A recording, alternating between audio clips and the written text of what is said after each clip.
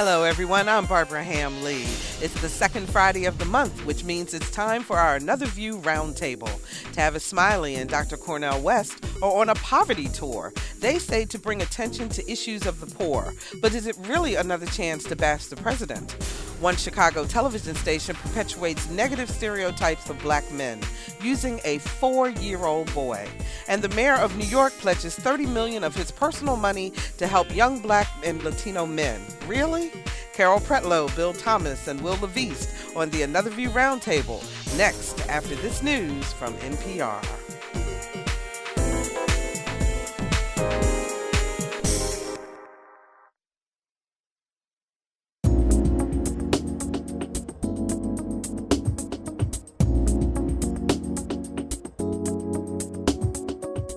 Discussing the issues and celebrating the successes of the African American community. This is Another View.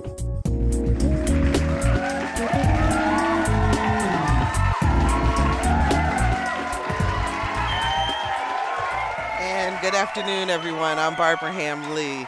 Every second Friday in the month, we welcome the Another View Roundtable pundits to discuss issues pertinent to the African American community. So please welcome Carol Pretlow, Professor of Political Science at Norfolk State University. Hi, Carol. Hi, how's everybody? Doing great. Can't wait for the conversation today. Bill Thomas, our community activist and resident curmudgeon. That's my saying, not you, Bill. Good. We love you. Good afternoon. How you doing? Life is beautiful. Life is beautiful. And Wil LaVeist, author, journalist, and host of The Wil LaVeist Show, heard on Hampton University's NPR station, WHRV-FM. How are you? I'm doing great. Thank you. Always a pleasure. Thank you. And Roger Chesley, who is a columnist with the Virginian-Pilot, who's normally with us, is feeling a little under the weather today, so we wish him well and get well soon, Roger. So before we get into our topics for today, I have to share something with you all. Last week was President Obama's 50th birthday party, and WHRV, your station, Will, holds a Wind Down Wednesdays event over in Hampton, and the Hampton Democratic Committee joined the celebration for President Obama's birthday, and they posted some pictures on Facebook. And so the normal suspects were there, people like George Wallace, the on City Council of Hampton, and wasn't Bill there? Louise Lucas, and all of a sudden, Bill Thomas's photo pops up on Facebook at the President Obama's birthday party. What's up with that, Bill? They have some beautiful black women that attend his birthday party. So as a single black man, I decided to go and support my president and to see if he had similarly attractive women there, and they were there. And they were there. Oh, they were there. They were there. So the Tea Party didn't put any tax, any tax down on your front lawn. Huh?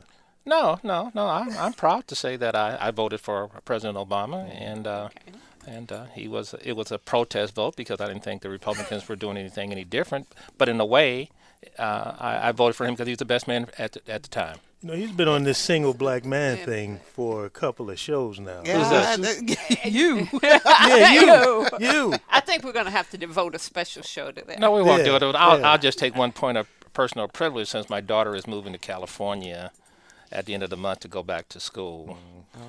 Then I don't have nobody's there, so So then you'll be there all by yourself. All by myself. Okay. Bring out the violin. So, darling, you do well at Pepperdine, and you can remember your daddy. All right, let's get into our. I just couldn't resist. Oh Lord. Let's get into our topics for today. Tavis Smiley and Dr. Cornel West is on a 16-city poverty tour, as they call it. They're looking and talking about poverty with people of all races. They've been to Memphis, Atlanta, D.C., Mississippi, Chicago, Detroit. They started on an Indian reservation, and they say that the Obama administration is not paying attention to poverty, that we're not talking about poverty, and until we bring it down to that level, the country's in trouble. Carol, what do you think about the poverty First story? of all, forgive me for sounding like a professor, but the reality is that it's not Obama's responsibility alone. You have to look at Congress, and we should be looking at our Congress and expecting more leadership from them on that issue. To expect the president alone, separate from his party, separate from Congress's, the responsibility of Congress, is very naive, I think. Are we having a discussion, Will, about poverty? Is that an issue? You know, people talk about jobs, but are we talking about, according to West and Smiley, that it's beyond jobs, that it's all about the fact that people cannot survive in this country? I mean, I don't think the discussion is top of mind, but the discussion is about jobs, and we know that jobs and poverty are very strongly connected. So, I've seen them on CNN. I've actually met both gentlemen as a working journalist. I've interviewed them. I don't know them personally, but I do believe that they believe that they're being constructive in what they're doing. However, we already have models that are successful in terms of raising the issue of poverty and getting a nation to be conscious about doing the best that it can do for the least among us. We have Martin Luther King, who has a successful model as work.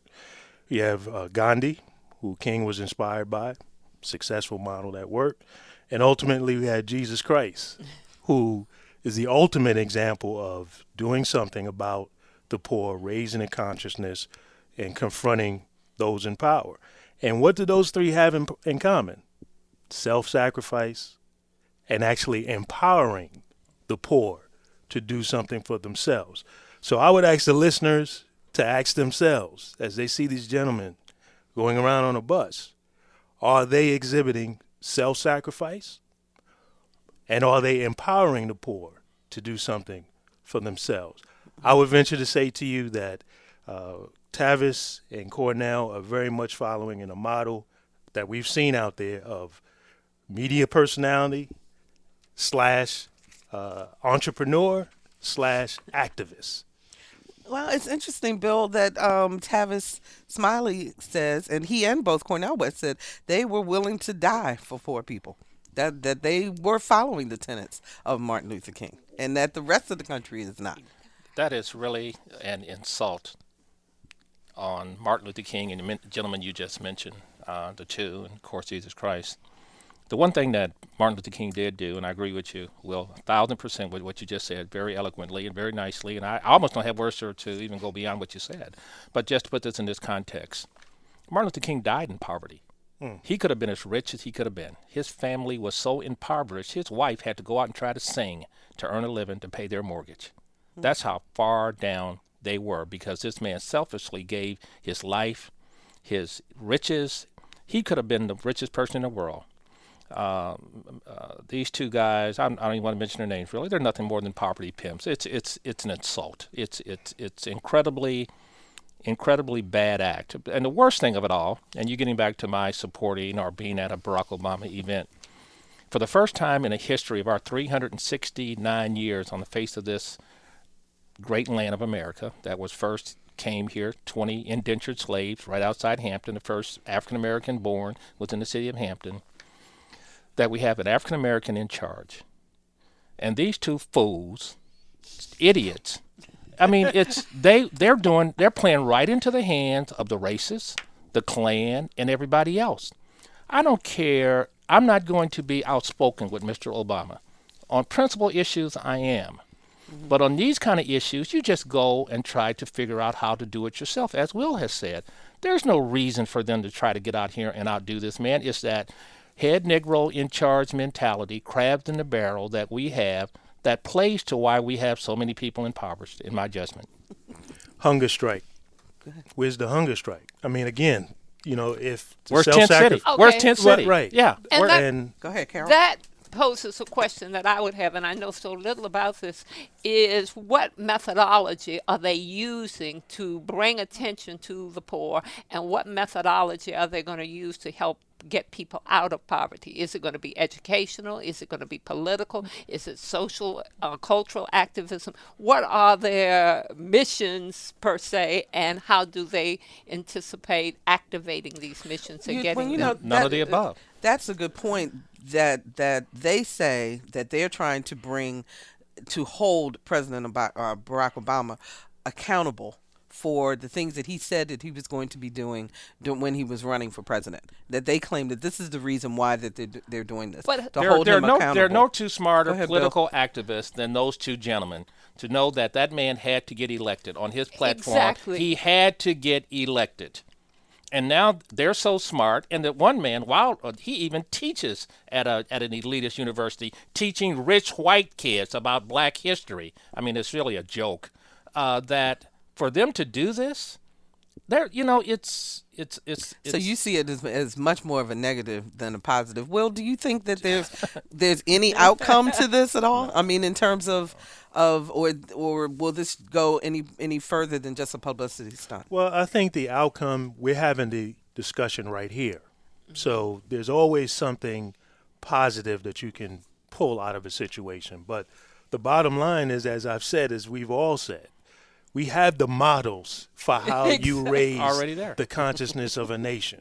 It has been done and it has been successful. So you have to ask yourself, why are these gentlemen not following in those models while they at the same time have books out there that they are promoting? Selling. At the same time, they have a show out there that they're promoting. Selling. I mean, you have to ask yourself, and to answer Carol's point, I mean, I saw them on CNN just yesterday, and they did not advance we're doing this is what should be. They didn't have specifics advanced. What they're doing is they're trying to bring publicity to the issue. But in terms of any specifics, in terms of really raising again, they're not empowering the people to actually do something. My Carol? other question is logistical. Okay, if you go state by state and divide it into districts, who in each district have they talked to, and what are the programs that are in place for that district? So what may be needed in Hampton or Norfolk may not necessarily be necessary in Franklin or Isle of Wight County. So what particular models are in place? don't. Well, what I've seen being done Yeah. is them going and spending time in areas where the poor and poor of all races are. Okay. And bringing with the cameras and sort of bringing attention Yeah. and letting people tell and share their story. story. But we know the story. So that's why I go back to, Yeah, if you're serious exactly. about making a difference, why not follow the models that have made a difference? And that means self-sacrifice and empowering people to do so. But, Let me- go lastly, ahead. just Go ahead, lastly, Bill. lastly, you brought up Gandhi and you brought up Martin Luther King. Of course, you brought up Jesus Christ, and even go with Malcolm X as well. They didn't see poverty as a racial issue. They saw it as a universal issue. And if Mr. Smiley, Well, now they say that they're talking to everybody. no, they should be talking to the 12 million Africans in Somalia who are getting ready to die of starvation. And whose faces you see. You want to help somebody? Go to Somalia. 12 million of people that look like them are getting ready to die from starvation. Starvation. Well, okay, let me throw this back at you though, Bill, for that point, because there are a lot of people who say we should go overseas, we should help other people, but there are people who are starving here in the United States too. 12 million people that look like you and me are dying on a continent who birthed us. If we don't respect our ancestors, if we don't understand our history, if we don't care for our color of people and they're dead, no race is going to respect us. Okay, there you go. Carol, let me ask you this, since you're the political scientist of the group. But I was watching Washington Journal on C-SPAN, and I was watching Tavis Smiley and Dr. Cornel West. And Dr. West said that he was, quote, deeply disappointed in Obama, that he attended and supported 65 events in 2008 in support of Obama, but that was 2008. And that now he cannot support him in the primary season, but he will reserve judgment as to whether he'll support him in the general election, depending on who the Republicans put forth. That's a very interesting statement and a very unusual and, I have to say, strange statement, because the process is very interdisciplinary.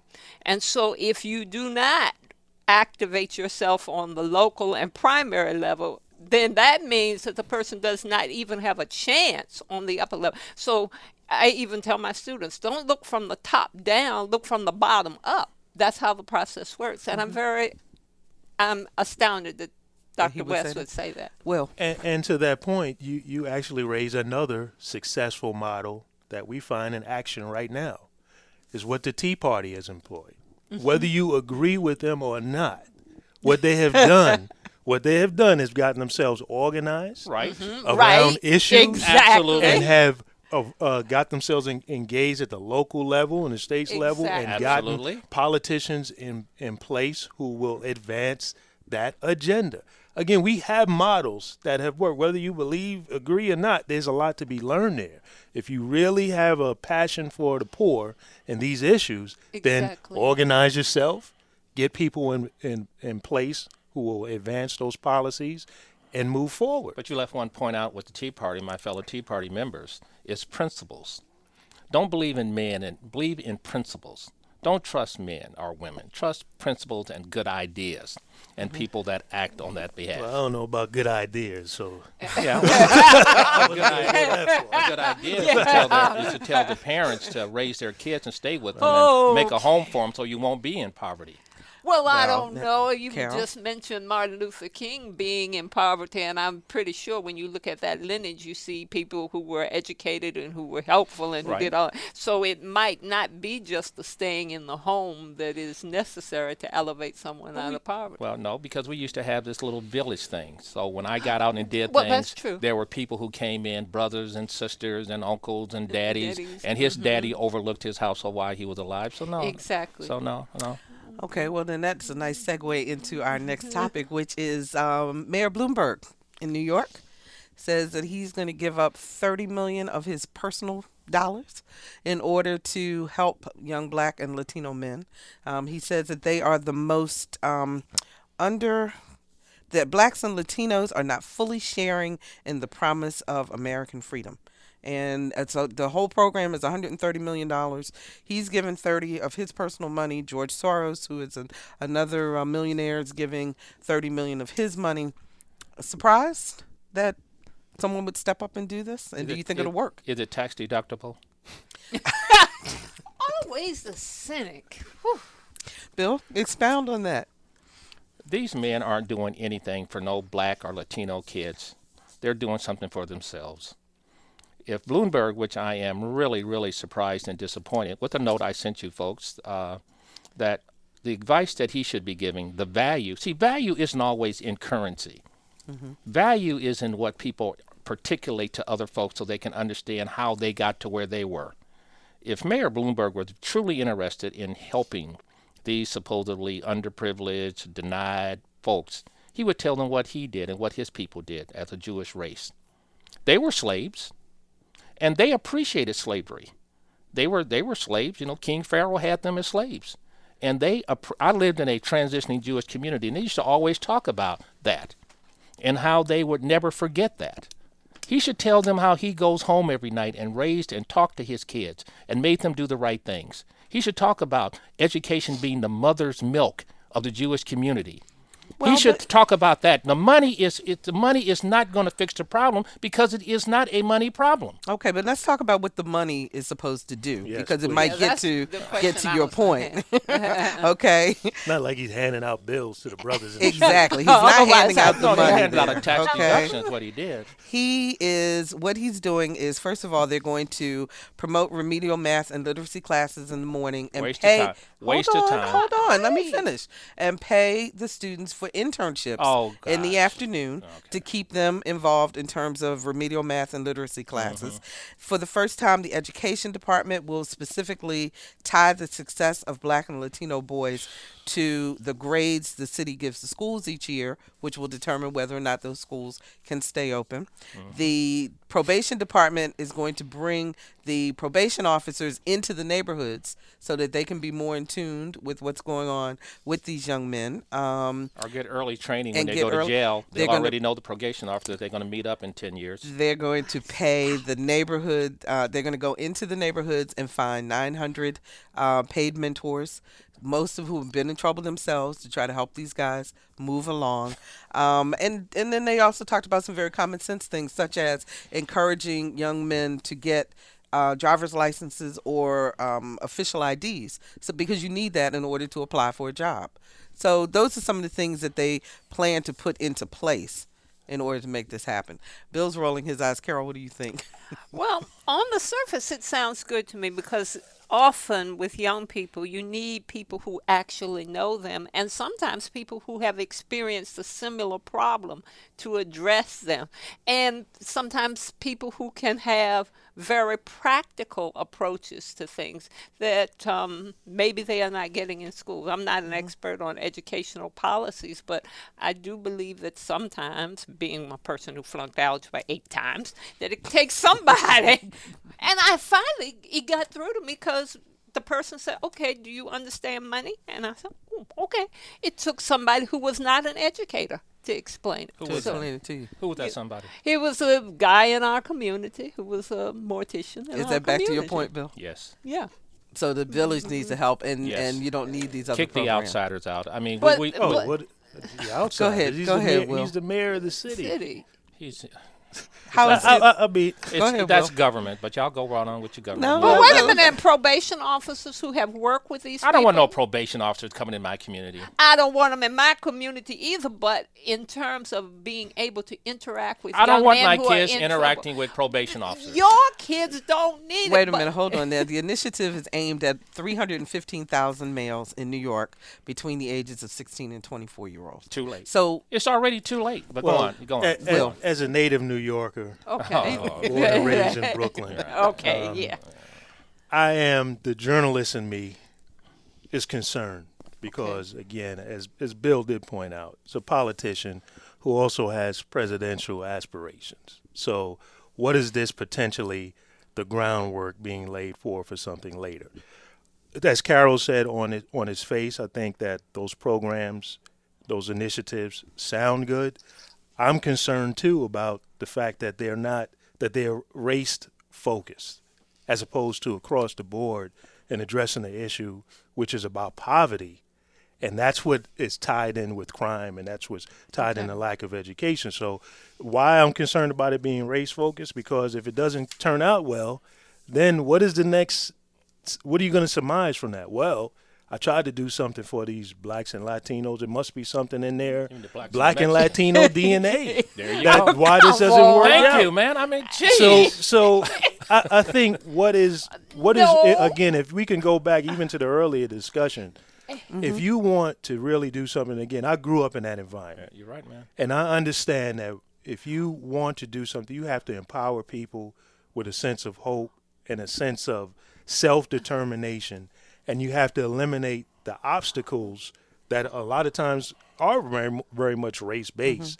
You have to eliminate the obstacles that have people to fall into situations where they make well, bad decisions. do you think that some of these things will eliminate some of the obstacles? I think they could. I think that they should look at making them across the board and open to other people who are in Okay. those situations, Carol? so they And- can benefit. And maybe if this strategy doesn't work, because everything is strategic.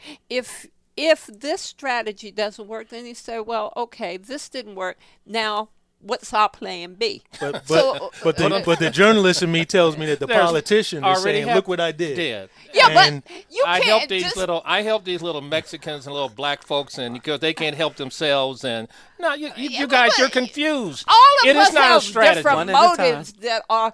There are more Puerto Ricans and Dominicans than Yeah, New Mexican. York Mexican. than Oh, Okay. okay. I'm sorry. Well, okay, I'm sorry. hang on, Okay, hang thank on, you. hang on. All Here, right, let me okay. just let you know this. Now, the reason why they say they picked this group, to your point of why is it race based, the Latino and African American men between the ages of 16 and 24 consistently make up high rates of school suspension, poverty, and arrest, and that's why they're focused on them. So they say. Right. And I understand it. So the question would be, well, why is that? What Absolutely. is systemic there that causes that that is to that is happen? causing that to happen? There you go. And why not address that? As opposed to addressing Right. the and problem also afterwards. and then And- the reality is that a lot of them having dropped out of school and being in this cycle of crime and ending up in prison, they do need job skills, they do need parenting skills, but there are a lot of people who need that. And I would also venture to say that there's some mental health counseling and approach that needs to be put in there too. Wait, before you get started, if you're just joining us, this is Another View, and we're with the Another View Roundtable today. Yeah. We've got Carol Pretlow, who's a political science professor at Norfolk State University, Bill Thomas, who's our community activist, and Wil LaVeist, who's a journalist, author, and talk show host. And this is our lively discussion once a month on the second Friday of each month. Okay, Bill. First of all, Ms. Carol, it's not a strategy. The strategy is, at the very beginning, when you have children, raise them. That's the strategy. And that's ideal. When a kid is 16 years old, it is too late. I'm going to tell you. It's too late. And I agree with you. It is too late. You're not going to change that kid. That kid has not had any structure in their lives, no men, for especially the guys out there. You're not going to be able to, it's a. So do we give up on them? Yes. Exactly. You move on and you take the kids that are coming up now, the younger ones, and try to fix that. Number one is, the biggest problem is the jobs issue. The jobs are now mental. There are no more back-breaking jobs anymore. Even in New York City, I just noticed when they were fixing 2nd Avenue, or that big street, they're putting a new subway down, 2nd Avenue, whatever avenue. You looked at those pictures when they had that on Today Show maybe 2 weeks ago. There were all the Latinos and white folks doing all the work that we used to do. So the employment opportunity for somebody 16 years old with no education is minimum. I think we ought to try to save the ones that are coming, that are now being born today, and go forward. I agree that we need to save those, but then what are we going to do with those people who are 16 and up? They're going to jail anyhow. No, so they're going to jail. They are going to jail. Yes, anyway. they are. As a Christian, I can't believe it. I'm sitting next to another Christian who was saying that. No, I'm a realist. Just forget about them. Just throw them under the rug. Throw them under the bridge. You go right down here. You go right down here. You guys are. Hope. And I don't want to be one at a time. Go ahead, Bill. Did you just look at the state results, the testing results for the Commonwealth of Virginia? Mm-hmm. Did you see what they said? 38% of 38% did not make it. Are you kidding me? What planet are y'all coming from? I'm coming from the planet that says, okay, society is not perfect. The educational system is not perfect. But we can't just walk away from kids just because some part of it did not reach them. We've got to figure out what's going to reach them and how to do it. And sure, we're going to work with those people who are 3 and 4 and 5 and 6, but we cannot let the 16-year-olds, the 17, the 18-year-olds just say, oh, well, we have an entitlement nation. These kids feel that they're entitled to something that they can't work for or put aside for themselves. It's over. America it's over. We can't afford to do it, number one. People, we have So they turn to crime because we walk away from them. Then they turn to crime and other means. Whereas if we try to save them, maybe we have saved them from going into the penal system. Maybe we have prevented them. And it's really, I think that the mentality that my friend Bill is espousing is one of the reasons why kids are failing when it comes to education. And the reason why is because we don't value education as being critical to upward mobility anymore. Young people don't value it. As in our generation, I'm a Gen Xer. We valued education was ingrained. You've got to get educated. That's what's going to get you out of this 16-story project housing building that you're in. So where did it turn? And I think it turned in that as you transfer from generation to generation, and you got people moving out of communities, and you have this kind of mentality of just forget those folk and just build a prison for them. Then they're coming up in their environments not having any value of education. You can't get away with that. And the Hampton Roads community, I want y'all to carefully listen to me. Okay, Bill, because you are doing exactly that anyhow. People are abandoning Detroit. Detroit has lost 2 million people. So we have black communities. We have abandoned our people back here in the inner city. Have we abandoned our community here in Hampton Roads? Absolutely. There's people out here in northern Suffolk, and they're going to Isles of Wight. I mean, people have moved. So you're talking about the black middle class. The black middle class have gone. And I think it's so hypocritical. Let me finish this because I think it's more dangerous in what you're doing and what Bloomberg's doing and what I'm saying. Because you'll have these little programs over there at ODU, little summer programs for little black kids, and in Park Place and all the rest. And I'm going to teach kids how to read and write and stuff. And still, 80 to 90% of these kids are failing. Nobody is measuring results or success. But I got no. And then we keep on going with this stuff, and then the kids get 16 years old, wants to go get a job, and he thinks it's race or something. No, sir, you're ignorant. It's not just the poor, quote-unquote, black kids in the inner city. It's your black middle-class kids who are growing up and not valuing education either. I agree with you. I agree. So now that is true. You have a culture of not valuing education as being critical to economic upliftment. Kids are not seeing the connection between education and job. They're not understanding. You go to school for the purpose of either obtaining a job or starting a business. Absolutely. Well, let's ask our educator, Carol. Then why is it that we're not valuing education anymore? Well, I hate to agree with Bill. I think part of it starts, I'm sorry, but part of this starts in the home and with people who are themselves, maybe they're uneducated. I grew up in a community of people who were not by and large educated. My parents were college graduates, but their whole community, when I got ready to go to college, the whole community celebrated that.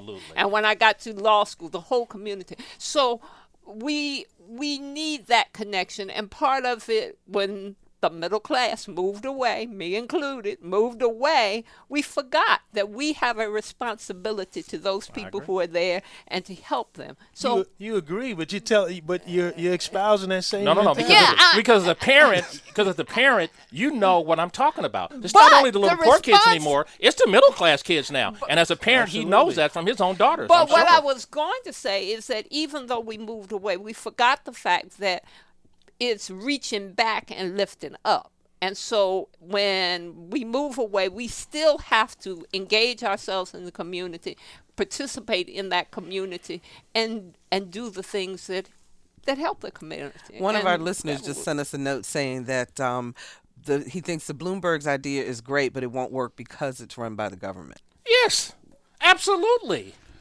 I mean, I can't see why y'all don't see that.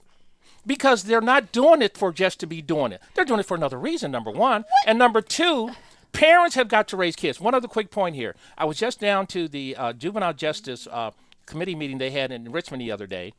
And I'm going to give you those statistics. I want to send them to all of you guys. There are communities now in Virginia that have 100% illegitimacy rates in birth in the black community. I think Richmond was like 80%. I think Norfolk is 75%. I think Petersburg was 99%. You guys just close your eyes to that and then look at, let's throw some money at it. Let's do this. Let's do that.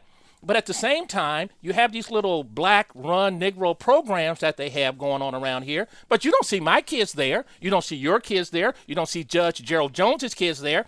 But then they applaud these people who are giving these little nonsensical programs that aren't teaching these kids anything. Well, then instead of questioning the motive behind the money and all of that, we should be holding accountable those people who are administering and who are day-to-day operatives of the program. It's not the fault of the program itself. It's not the fault of the motive. It's what do we do to strengthen that connection and to improve that. You know, I would say last comment on this, to the listener who sent that note in, I would say, you know, a lot of people believe if the government is involved, then it's automatically never going to work. That's pretty true. Something that Carol just said about accountability. Who is more likely to be accountable to you as a citizen, as a taxpayer, than the government, or is it going to be a private entity? Well, let me throw this one last thing out for thought, because I'm a little amused. Well, you know, the thing is, but we talk about this program, and yes, it is ultimately a City of New York program, but the fact that Bloomberg decided to put his own private money towards it, does that make a difference or not? I think he's to be, as I said, I think he's to be commended for it.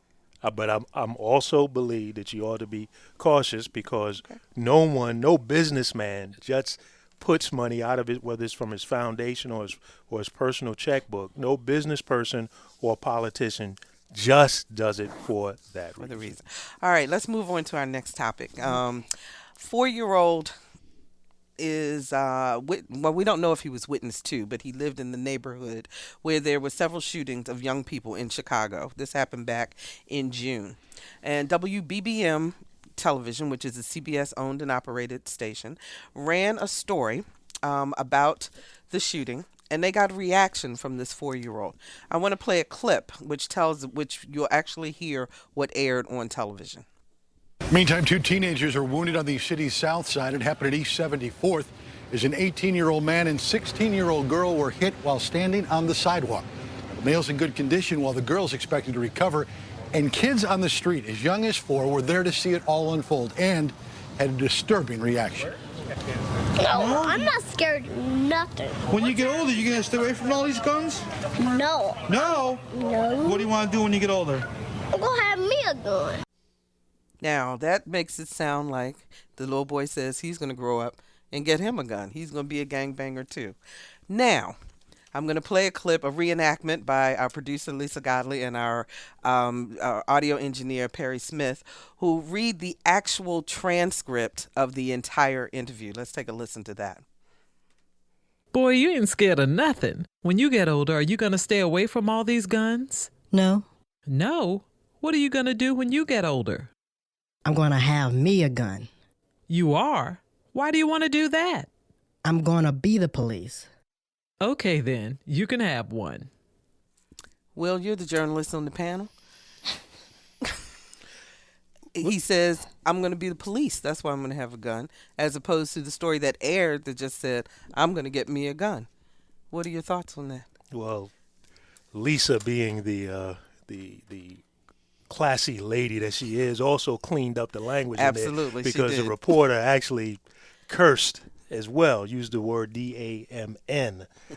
And when I heard this and saw the story, I was just, this is just sad that in this day and age, 2011, that we still have this type of manipulation of a story going on that you might have expected from back in the 70s, the 60s, or something, or some prior time. And to really put it completely in context, the anchors came back at the end of the story, and they were like, wow, this is horrible. Look how this little boy is thinking, when he wasn't saying he wanted to be a gangbanger at all. Right, and the real story here would have totally changed the whole dimension of the story, that this terrible crime had happened. But look at this young kid and this terrible, who witnessed this, and he has the wisdom that he wants to be a part of the solution.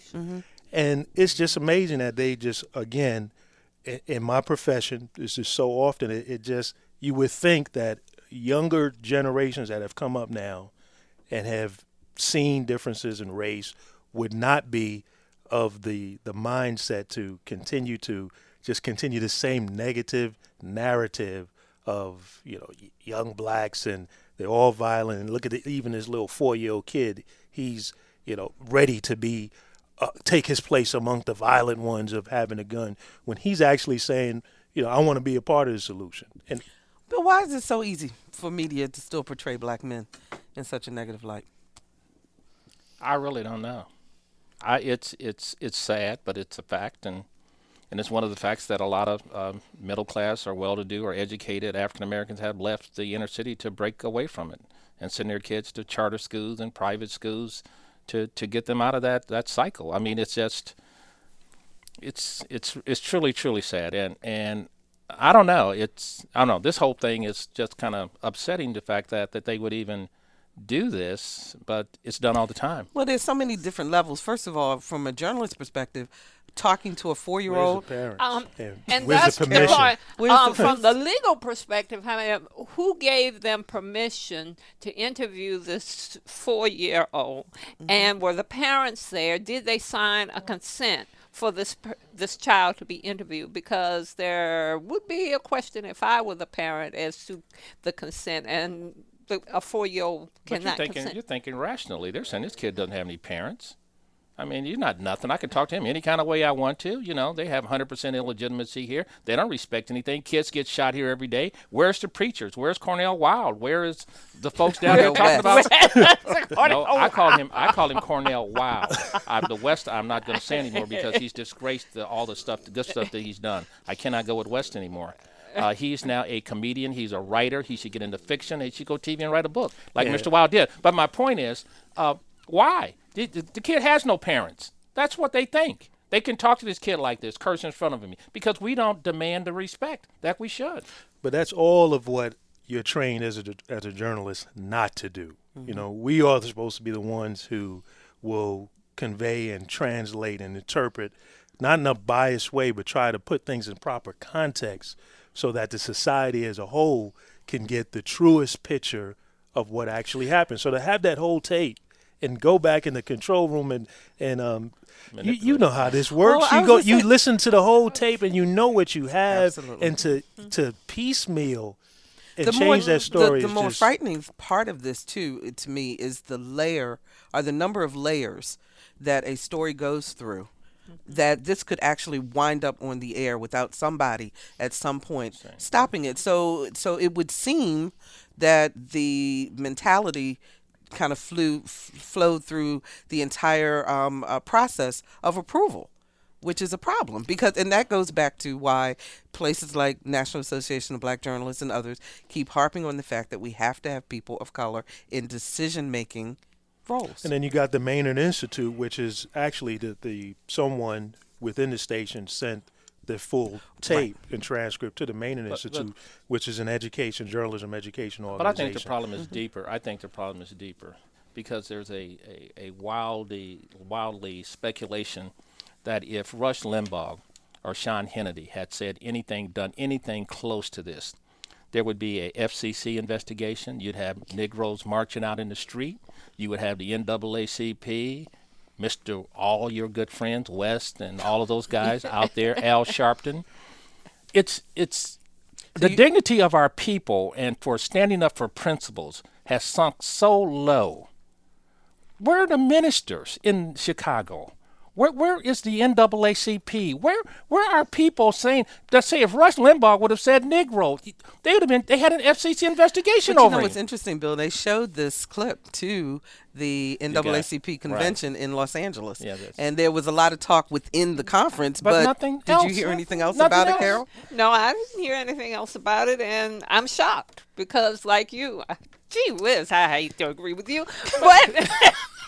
But where is NACP? Who is reporting this to FCC? I mean, it's just the whole thing mystifies me. Unfortunately, I'm not as shocked because I think that in this country you always have an issue of race, but you also have an issue of class. And when you're looking at someone of a lower class and I'm of a different class, I'm not as concerned. So that a lot of times that can trump race. But this is supposed to be a post-racial society. Now, we're not beyond that. Yeah, we sure aren't. And I would even venture to say, but you know what you Barbara, just said? I would even venture to say, Barbara, that, again, the importance of having journalists of color in these positions and decision-making positions, I agree with that, obviously, as a person of color. But I've also seen where you have journalists who are of color in positions and they don't do anything. I don't understand. So that doesn't guarantee help the problem. That doesn't guarantee, and that's a bigger problem than not having them at all. Because as a trained journalist, we are taught that regardless of race, regardless of class, all of these different lenses of gender, we are supposed to look at these things carefully and be as objective and truthful as we can, regardless of race. So I should be able to go into a Klan meeting as a black male and come out and be as truthful to what happened there as anything. But unfortunately, that's not what is upheld in our professional. You're absolving the black community of their responsibility. Rush Limbaugh called, what's the quarterback name from Philadelphia, McNabb? Yeah. He said that he was just a standard quarterback and not a very good one, and the media was just building him up because he was black. They reported him to the FCC, got him kicked off the Monday night or Sunday night football program. We had marches. We had all these black folks out there marching for this to save the feelings of a $25 million football player. Now here is these people, this TV station, and what you just said makes it even worse because you're telling me that the process, whatever goes through to get on the news, should have double-checked it up. It should have. And then you have. I had to go on TV. I had to go on the internet to find out what you were talking about because I hadn't even heard about it. And there's no noise in our community that said this is doggone outrageous. I mean, but see, then white folks see this and they say you people don't have any values. We don't. I mean, I don't understand it. Because what I'm looking at, and I'm going to let it go, because you got to have passion and make it personal. You have to make this personal. What if that had been my son? Mm-hmm. Am I just going to sit there and say, you people can do whatever y'all want to him? You're going to manipulate this? I do nothing? And obviously he doesn't have any parents, because where are they?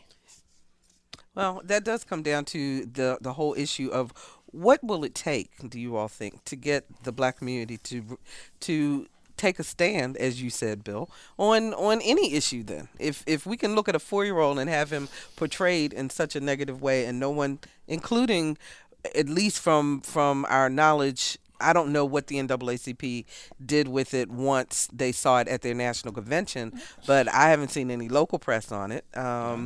And I'm just curious as to, are there any issues that will make the community rise up? No. No? You No. don't think any? No. What about you, Will? No, none.